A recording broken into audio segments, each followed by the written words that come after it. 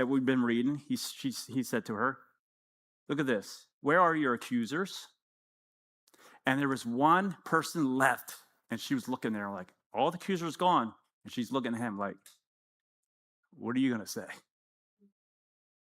All the accusers are gone. There's probably a moment she's like, and for I don't condemn you. Go and sin no more. And then the go and sin no more part, it's like what he's saying. Takes the Lord by his Spirit to come in us and through us, like we were just singing. He's the vine, we're the branch. And us Christians, we still live in the carnal mind instead of the Spirit of the Lord. Why? I have something better. I'm trying to do it out of my own flesh. You can't do it out of your own flesh. You may run like the leash on a dog. I'm doing good. Boom. And what happens? You fall flat on your face. I've seen it over and over again. I've seen it in my own life. I've seen it in my own life. I fell so hard. I'm like, oh, shoot, I got to start all over. All right, let me start all over. Day one. It's just like someone is on a diet. They're 40 days in, I'm good. All of a sudden, they're coming to the feast, and they just gorge. Oh, man, I gotta go fast for 7 days here. Isn't it ridiculous? I can't do it out of my flesh. And then through out of my spirit, he says he reveals what? Number one, Jay, you're righteous. Well, let me step back. Who am I? He introduces himself. Jason, who am I? Lord, I don't know. You got to reveal who you are. Jason, I am the one that you need. You are? Who is that? Jason, let me show you. Okay? And all of a sudden, I can baptize, I'm saved. I'm like, all right, Lord, you and me now. Oh, I got that wrong. Now self-righteousness came in. What the heck was that? All of a sudden now I'm like, oh, I'm righteous. Now self-righteousness came in. Now, Lord, I had to take that self-righteousness and say, Jason, what are you doing? It's me. I'm the king of righteousness, not you. It's me and you, the hope of glory. And I'm like, oh, Lord. Now, as a 50-year-old man, I'm sitting here, I'm like, okay, Lord, when it says you're the way, you really meant that. When you said you're the truth, you really meant that. When you said you're the life, you really meant that. I brought death.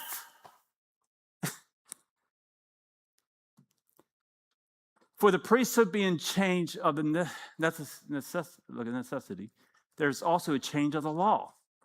So there's a change of guards. There's a change of guards. For he whom these things are spoken belongs to another tribe from which no man has officiated at the altar. For it is evident that our Lord arose from Judah. Wait a minute, it's evident from Judah. What about the tribe of Levi?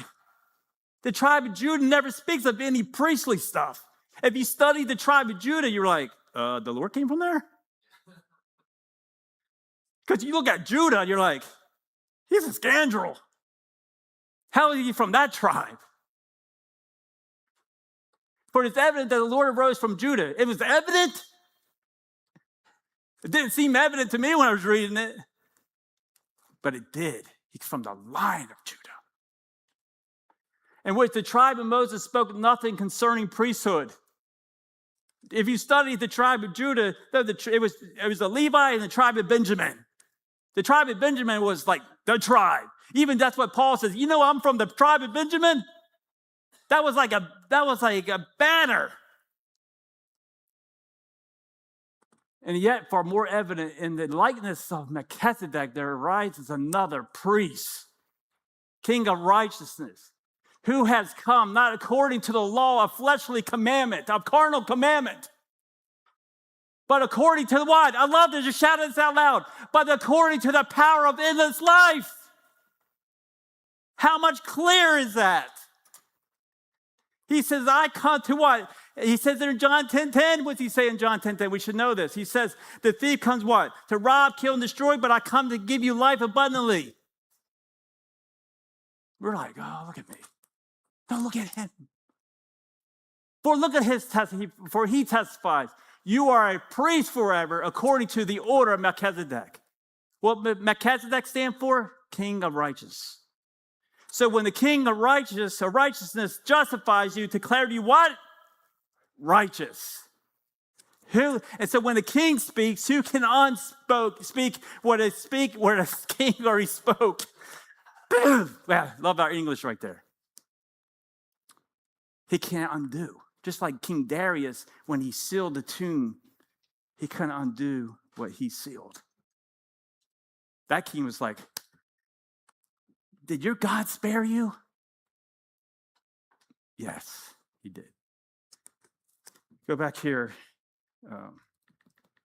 There's just so much more, but let's go to 22 through 28. By so much more, Jesus has became a what? A surety. I love that word. We should have that underlined in our Bible. Surety of a better covenant or a better testament. Also, there were many priests because they were prevented by death from continuing. But he, because he continues forever, is what? Has an unchangeable priesthood. Therefore, he also able to save to the, you should have that underlined. When people says, well, I don't know if you're saved. No, he saved me to what? Uttermost. I don't know how much more Jesus can paint a picture here in his word. And how is it that we don't see this? He says, I saved you to the uttermost. I don't know, that's true. Well, you just called a king a liar. And it's like, look at me. Don't look at him. As in life of me as a young man, I struggle with this. I'd rather shake someone over hell, like, look, what are you doing? I go into the attic, stop doing that. And the addict's like, I know. And I'm like, I know. And that's what Paul says there in Romans 7. I want to do this, but I couldn't do it. I want to do this, but I couldn't do it. Who can save me? Jesus.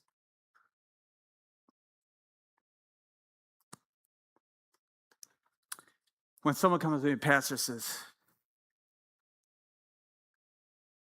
I relapse.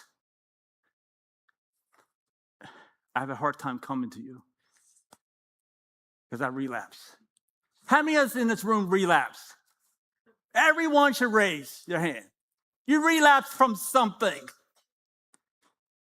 But that's what I love of the person that is under influence of something. They're real. This is my life. Look at me. And what's our biggest pointer? We're the biggest pointer. What do we do? Like John says, dude, you haven't seen anything yet. And one by one, just like he did the leper of the day, the harlot, the adulterer woman, I don't care what does that mean when you come to the feet of Christ? You'll see yourself smaller and you'll see yourself in him. And that's what Dennis' testimony is today. And many others. What is your testimony today? Do you have a testimony? Or you're in the middle of your testimony? How many of that will actually stand up and say, I'm in the middle of my testimony, that I am struggling right now with something, but glory to God, this is not me anymore. Therefore, he's also able to save to the uttermost those who come to God through him, since he was always lives to make what? An intercession for them. What happened? 1 John 2 just came in effect. That I have what? An advocate with the Father. That priest of that day couldn't do that. For such a high priest was fitting for us, who is holy, harmless. That's what I love. He says, come unto me, all that are heavy laden. What? I'll give you rest. And then I love the favorite part in that book, that part of it. He says, learn of me. I'm harmless. At one point, I saw God. I'm in awe of God, fear of him.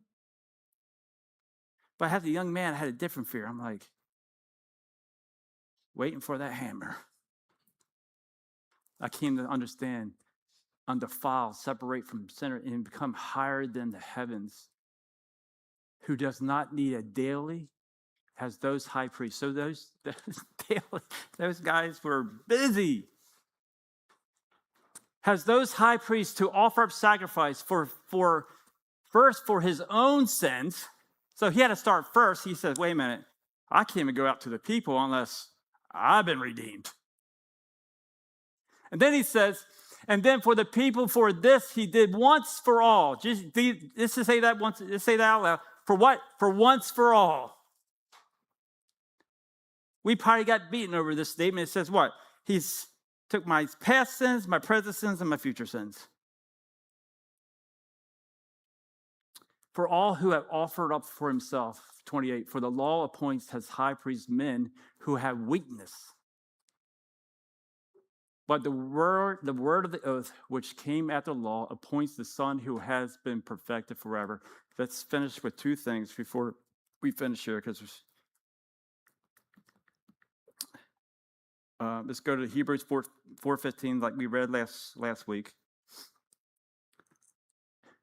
For we do not have a high priest who is unable to sympathize and understand our weaknesses. He knows it. He knows what our weakness is. He strengthened us in temptation, but one who has been tempted, knowing exactly how it feels to be man, in every respect as we are, yet without sin. And let's close with this in 1 Peter 2:5. You also, as living stones, are being built up a spiritual house, a holy priesthood, to offer up a spiritual sacrifice acceptable to God through Jesus Christ. That's also the verse there that he's now called us to be kings and priests as well. So at this moment, it's time. We're not going to have communion today. We want to celebrate a family that is leaving. My brother Joshua and his lovely wife Megan and their family. I personally just want to say that Josh, Megan, not only your family, but more than family, you guys blessed us so many. Just Joshua here is okay. I know Joshua was in the house when we said this, but I want to say it to his face. Is that as a young man, us brothers, there are so many memories, and I know it's not like we're not ever going to see him again, of course, but I just want to just say as a brother, I love you. All right, stop, Jay. But I would say just what the Lord told Joshua there in Joshua 1. Be strong and courageous. You don't need to be timid. The Lord has given you a great platform here on this realm, in this earth, for his glory, for his honor and glory. Point people to Jesus.